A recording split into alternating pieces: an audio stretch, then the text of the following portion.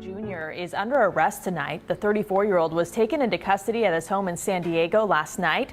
Court documents say he targeted older women and raped them. There are 5 different cases, and the victims range in ages from 54 to 86 years old. Yeah, that's right. And right off the top, I want to mention, Virginia, typo on my part in racing to get that script in. It's Winslow, not Williams, but that's how I typed it in, and I apologize for that. But in any case, yeah, she confronted him, you know, a strange man to her. She wanted to know what he was doing in her neighbor's apartment, and she says what he told her, she didn't believe for a second. I looked, and it was this big black Hummer truck with the Thule rack, and I went, why is this at my house? It was about 2 p.m. Thursday when a resident of the Park Encinitas mobile homes, who asked not to be identified, heard the sound of a loud vehicle outside her home. He pulled in front of my driveway, parked in front of my window, which was open, and the sound of the truck was so loud that, you know, I thought it was a delivery. It turned out it was a large Hummer SUV that she photographed. The man inside, now identified by the San Diego County Sheriff's Department as Kellen Winslow Jr. He headed into her neighbor's home, likely through an open sliding glass door. So I could see through my blinds. I saw his feet, white shoes and white socks. She says he wore shorts and a t-shirt like athletic wear and was in the home for about 10 minutes before coming out. I confronted him and I said, hi, can I help you with anything? And he said, nope, just looking for my dog. I go, what dog? And he said, well, it's a red dog, Clifford.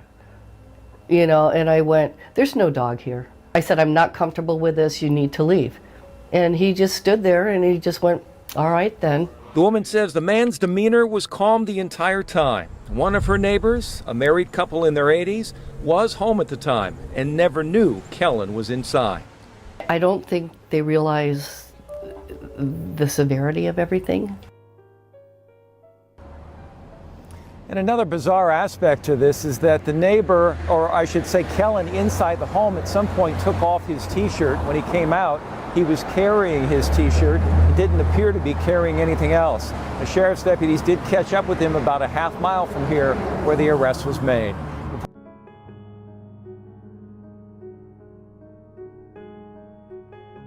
His attorney emphatically denying that he broke into anyone's home.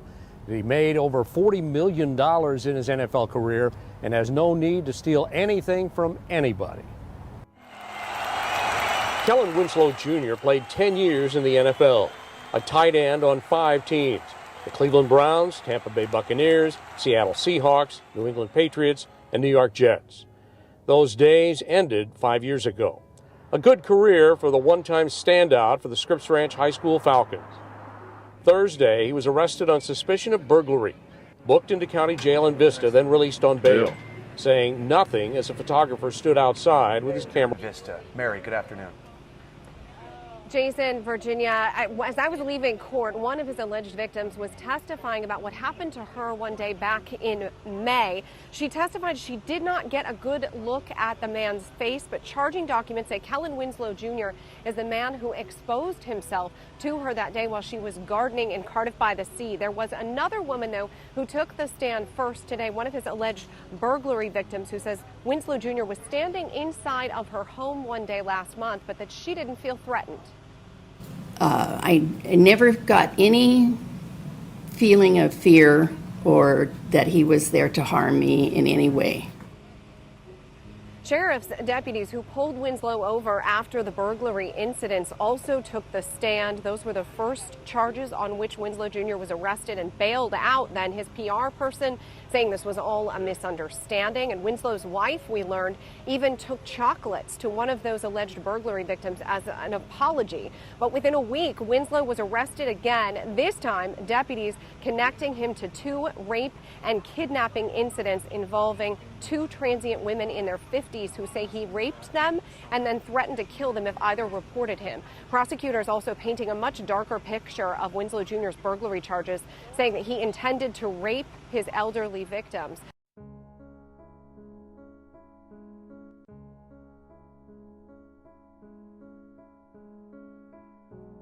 As his son faced the judge.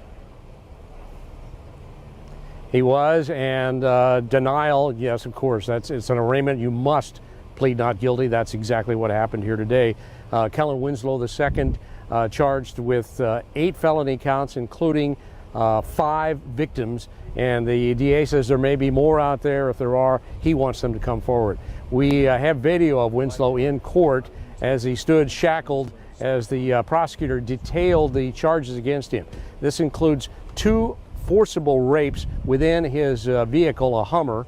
There was also a charge of indecent exposure, and then a 4th and 5th residential burglary with intent to commit rape. These cases all involved, as you said, older women ages 54 up to 86. Now, 2 of the women were transients, and the DA says that they were threatened as well. Now, Kellen Winslow Sr., who was a superstar with the San Diego Chargers years ago, in court today.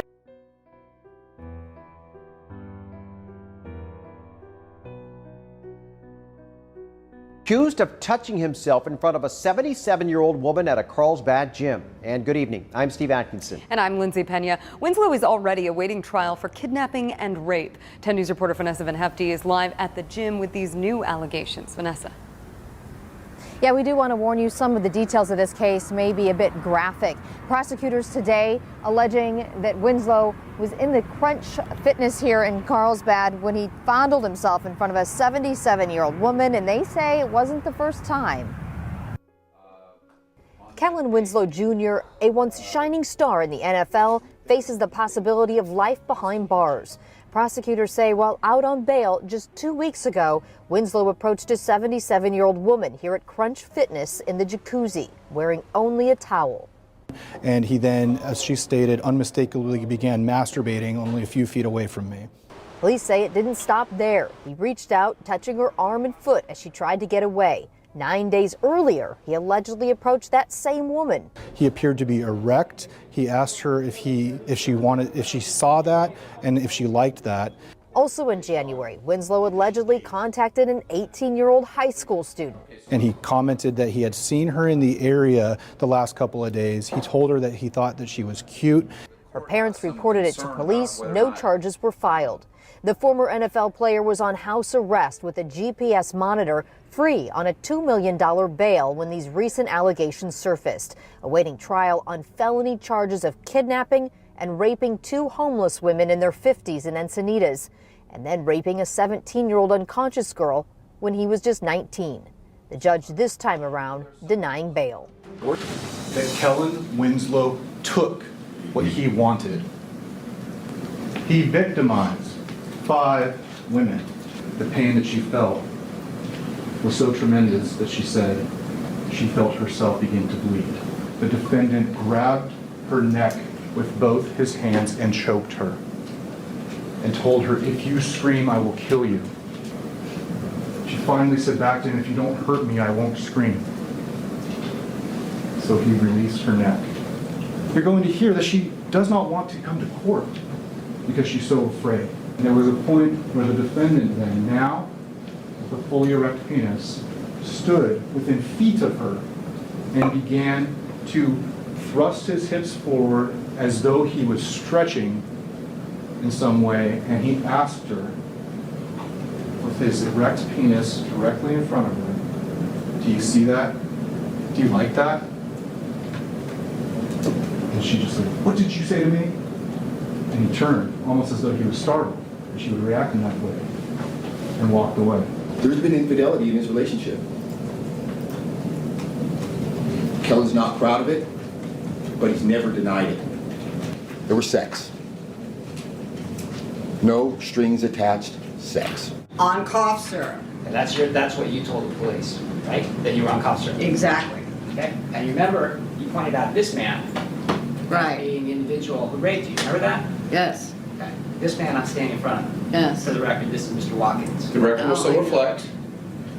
And that's still the person who raped you? No, it's the one next to you. I was terrified. Yeah, I that's thought right. he was a terrorist. You didn't? Oh, he's a terrorist. Well, Objection argumentative. When this rapist terrorist left, you didn't pick up your phone and go 911, did you?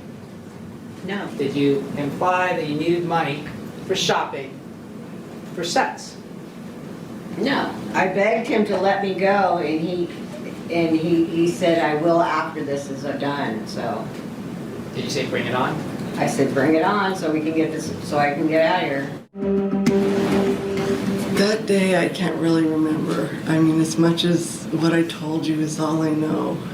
He's offered me food, he's offered me lunch, offered me $25, and I said no to all that. And then he said something, I don't know how he said it or how he presented it, but he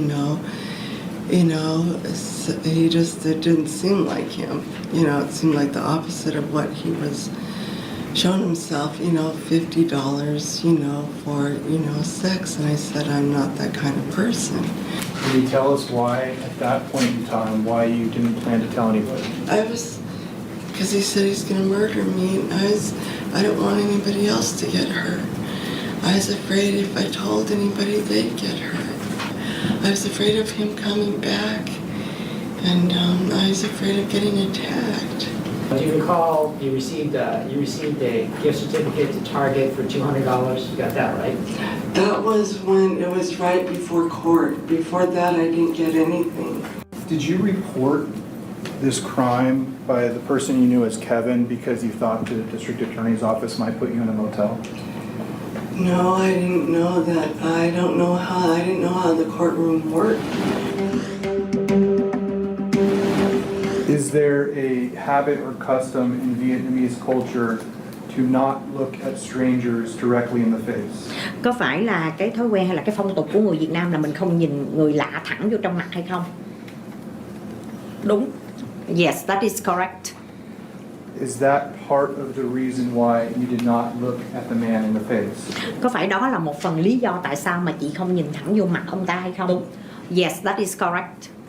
Did he touch himself? Ông ta có dùng cái tay để đụng vào đó hay không?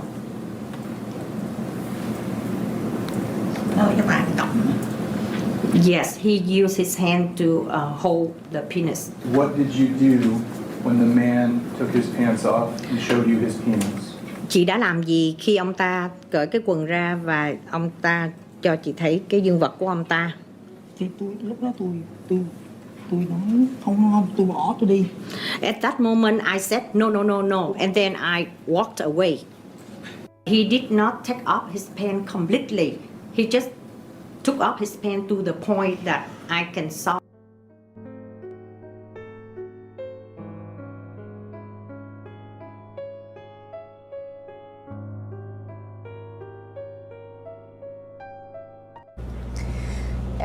Winslow admitted to cheating on his wife numerous times, admitting to having sex with a homeless woman and a hitchhiker, but he says the sex was consensual and he's not a rapist. First-round draft pick Kellen Winslow Jr., son of the San Diego Chargers Hall of Famer, was once the highest-paid tight end in football, earning $40 million in the NFL. And I ask you to judge him by his deeds, not who he is, not who his father is. Prosecutors say the married father was given fame and fortune, but it wasn't enough. He took what he wanted. He faces 12 counts: rape, kidnapping, lewd conduct, and indecent exposure. He victimized 5 women.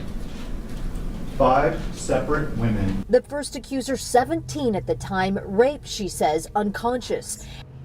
A search warrant was conducted on his residence.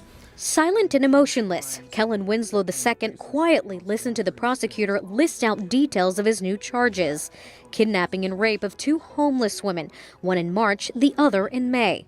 Prosecutors say the former NFL player reportedly found the hitchhikers in their 50s in Encinitas, lured them into his Hummer, and raped them. Jane Does 1 and 2 each indicated that Mr. Winslow had threatened to kill them if they were to report what had happened to them. Then, on March 24th, the DA says Winslow surprised and exposed himself to a 55-year-old woman who was gardening. The last 2 charges: burglaries with intent to rape, both at this seniors-only mobile home park off El Camino Real.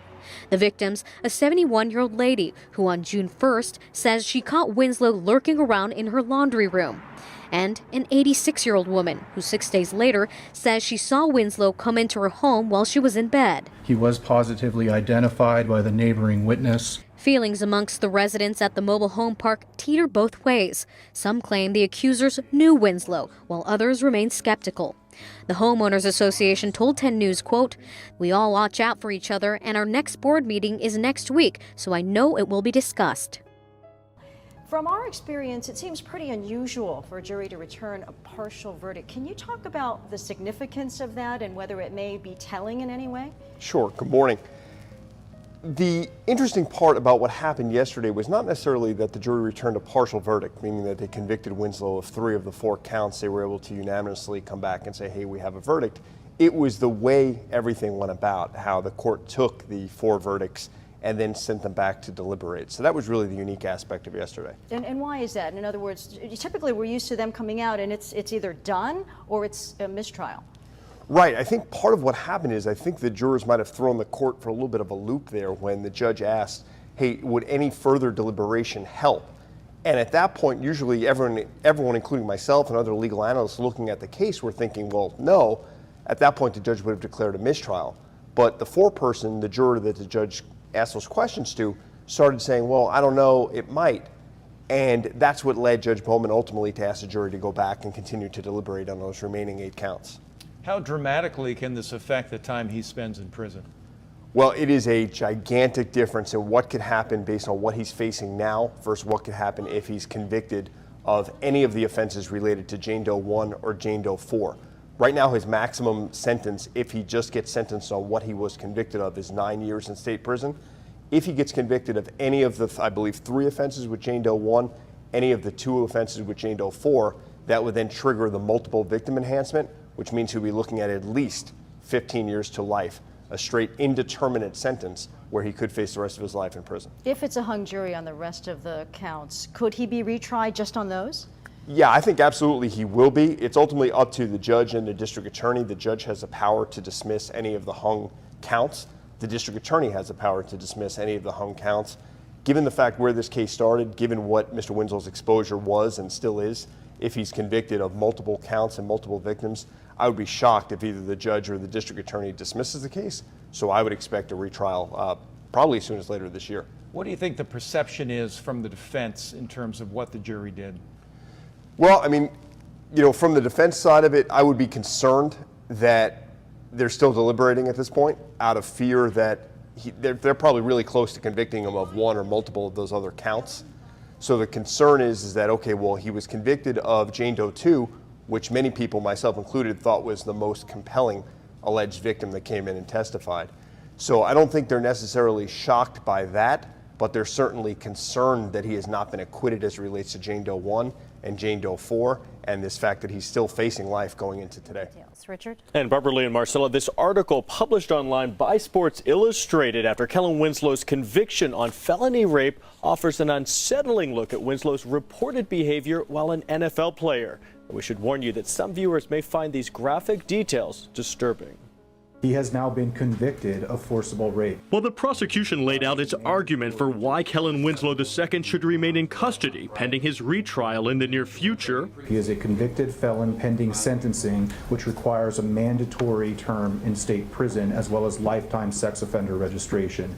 He does pose a significant danger to the community. This explosive article, published online this week by Sports Illustrated, delves into the former tight end's past during his time with the NFL. The in-depth report featured on SI.com outlined stories gleaned from Winslow's former teammates and coaches, highlighting his reportedly sexually deviant behavior. According to Sports Illustrated, Winslow developed a reputation among colleagues as a compulsive masturbator and pornography enthusiast. At one point, according to the report, a Browns equipment manager found him masturbating in his Hummer. While on team flights to out-of-town games, none of his teammates would want to sit next to him due to his ritual of watching hardcore pornography on his portable DVD player. Sports Illustrated also reports that Winslow would often watch porn on his smartphone during team meetings, and on road trips would reportedly masturbate in his hotel room, no matter who else was in the room at the time, leading to teammates requesting not to be assigned as his roommate. Perhaps most disturbing, according to the article, Winslow later in his NFL career began taking a silicone mold of an anatomically correct woman's torso with him on road trips. As one former coach told Sports Illustrated, comparing Winslow's past reported behavior to the current criminal case, quote, "He showed the signs of being a perv, but clearly it has escalated. This is another level."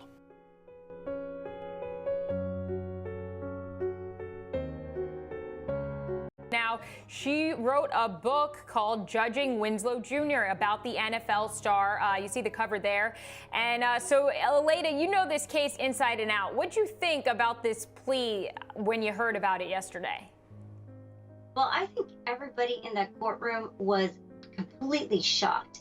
I mean, I was sitting in there, I was with all the media, and everybody just was so stunned. There's the looks on those faces were just like, what is happening here? We were ready for those opening statements. We've been waiting. We had been sent out for 2 hours. We came back. Now we're ready for these opening statements. And then all of a sudden, Judge Bowman says that Kellen Winslow wants to plead guilty. And I think that everybody just practically fell off their chair. It was very, very shocking.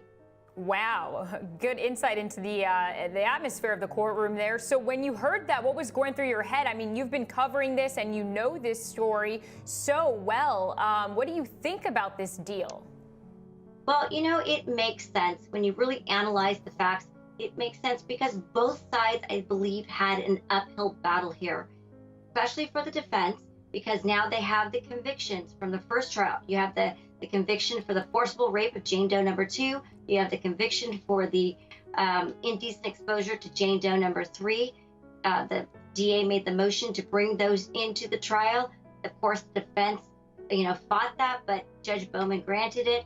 Now the jury was going to be told about these convictions. And also because of the propensity law, they were going to be able to use those convictions and those actions in the underlying crimes to be able to find him guilty of the other crimes that he was charged with for the second trial. So that was that's a devastating instruction. And, it's the law in California, but devastating for the defense.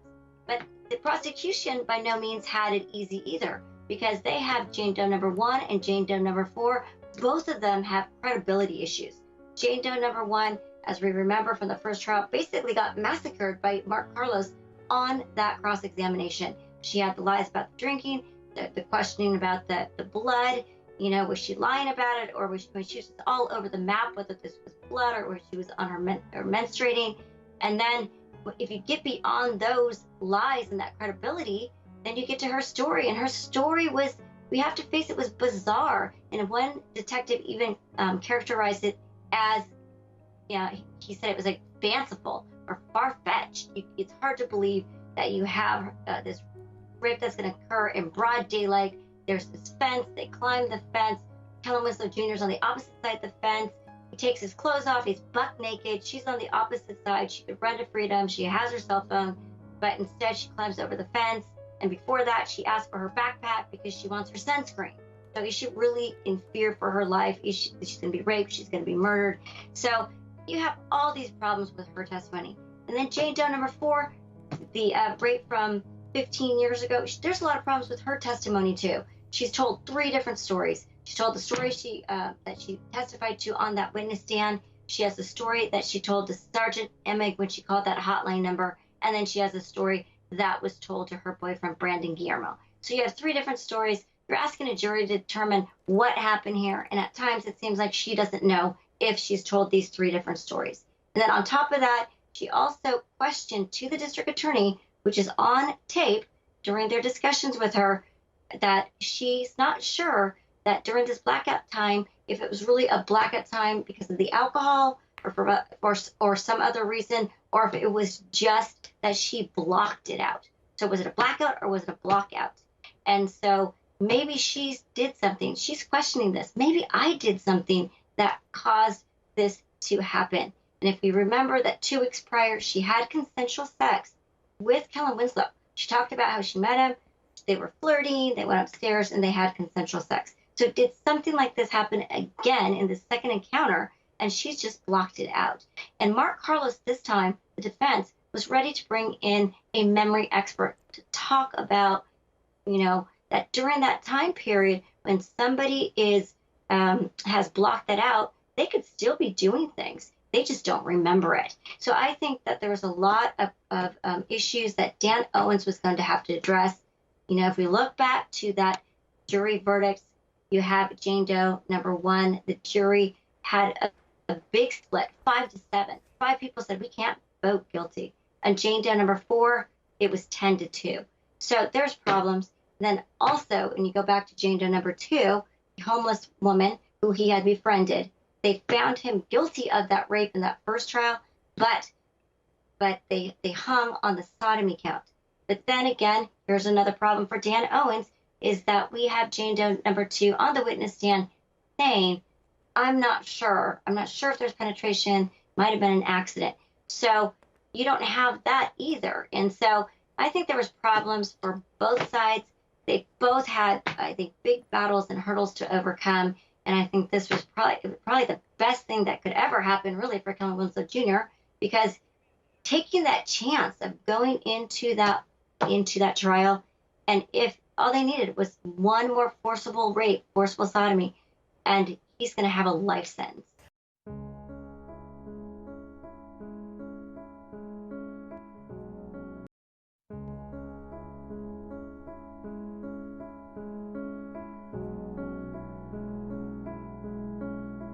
Kill you. They're out there to kill you. So I'm gonna kill them. You write that in the paper. You write that. You make money off that. No, man, I'm pissed. All y'all take this down. I'm pissed, man. We don't care about nobody except this you. We don't. If I didn't hurt him, he'd hurt me. They're gunning for my legs.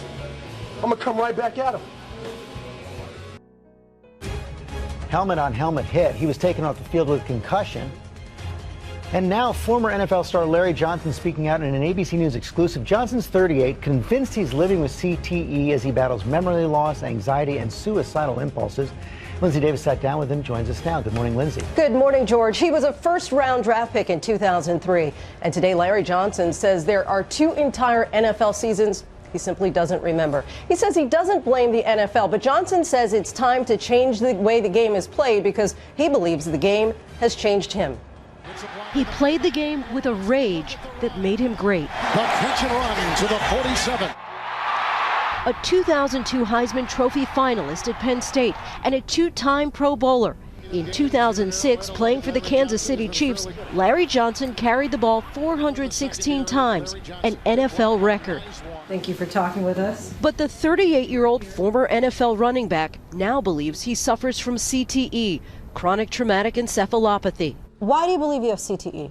I get light headaches every now and again, and my anxiety levels is off the chart. Sometimes I can't be in places certain long, so I have to retreat back to my own place because the anxiety makes my heart beat faster. Johnson is convinced his many symptoms, including erratic mood swings and forgetfulness, all point to CTE. But you've been diagnosed with bipolar disorder, so why not attribute these feelings to that? Because those feelings don't have anything to do with my headaches. They don't have anything to do with why I'm sensitive to light, sensitive to noise. He also describes destructive impulses and, in some cases, actions. Johnson has been arrested 6 times, several times for assaulting women. In 2009, he was waived by the Chiefs after being suspended for conduct detrimental to the club. Rock bottom is almost losing custody of your daughter, not coming home at night, don't know where you are. It was kind of let life drag me along, and hopefully somebody would put me out of my misery. A pattern of troubled behavior that he says is not all that unlike Aaron Hernandez, the former New England Patriot who committed suicide in his jail cell while serving a life sentence for murder and was recently found to have suffered the most severe case of CTE ever discovered in a person of his age. Dr. Ann McKee, who has not evaluated Johnson and is not his doctor, says while we can't diagnose CTE while someone is still alive, we can suspect CTE based on their symptoms and if they've been exposed to repetitive head trauma. It can be very difficult to distinguish between mental health issues and CTE symptoms. And I would say in this particular situation, it's close to impossible. 60-year-old NFL player, and this is an 83-year-old player. Kevin Ellison wasn't the biggest or strongest football player at USC, but he was the ideal from 2005 through 2008. The smarts to earn an economics degree, the toughness to overcome 3 knee surgeries, the legendary work ethic, and of course, the ferocious hits. He played 13 games for the NFL's San Diego Chargers in 2009. The Chargers cut him after 1 season, his career faltered, and problems emerged in 2012 when he set his apartment on fire. He claimed God told him to do it. He cycled through jobs. He went on and off medication for bipolar disorder and schizophrenia. He lived at his mother's house in Inglewood.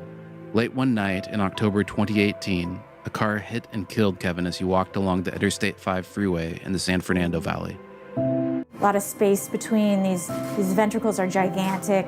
So no question, this is an impaired person. Just looking at the surface of the brain, you can't be sure that there's any abnormality. We'll have to cut into it.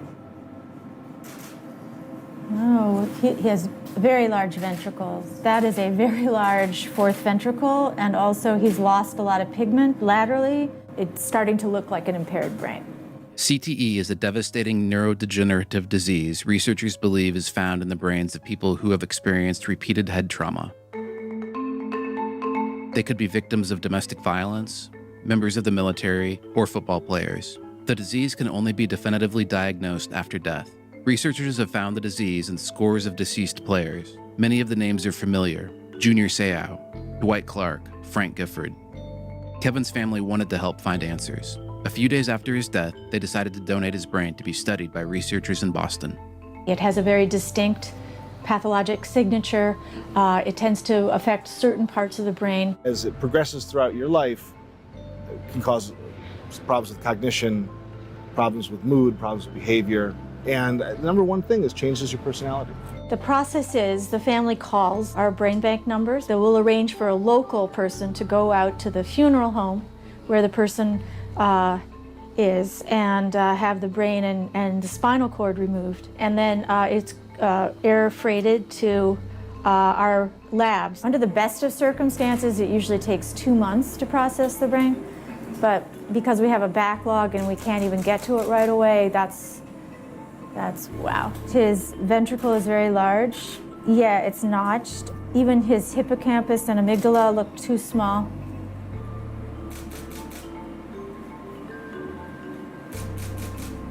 Ooh, so now we have a better chance to look at that membrane. First of all, it's really irregular. The corpus callosum is thin, but then this membrane should be that white, and it should be nice and straight, and it's all gelatinous and irregular. It looks damaged. Then we make our routine blocks. We take our standard sections from the 29 to 30 areas. It goes through a series of processing, gets processed into wax. They'll be cut on a microtome into extremely thin slices, and those thin slices will be stained with a variety of stains and immunostains. And then the ultimate result is this box of slides. And we'll look through these, and this will form the basis of the pathologic diagnosis. And that's done completely independently of what the clinicians are doing. And then all the families, they go through this kind of long, iterative process where we gather a bunch of clinical information. We gather medical history, psychological history, substance abuse history. We gather a history of their cognitive, behavioral, and mood symptoms, what kind of symptoms they had, what was the course of those symptoms. And they do this through over-the-phone interviews.